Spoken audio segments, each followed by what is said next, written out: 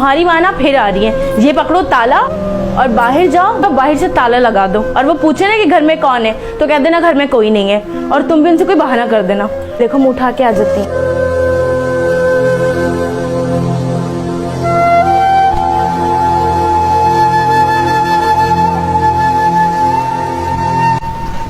अरे बेटा तुम? हाँ अम्मा, वो काम के तलाश में जा रहा हूँ ना, वो नौकरी है नहीं। आप कहाँ जा रही हो अम्मा? मैं तो तुम्हारे ही घर जा रही थी। अच्छा अम्मा, वो घर पे तो वो है नहीं और घर को ताला लगाया है, चाबियां भी उसी के पास है। ठीक है फिर मैं चलती हूँ। अम्मा मेरे पास तो पैसे भी नहीं है तुम्हें देने के लिए, और काम के हालात भी ऐसे ही खराब है। मैं पैसे लेने के लिए नहीं बेटा, कुछ पैसे मैंने जमा किए थे, ये तुम्हें देने के लिए आई हूँ मैं।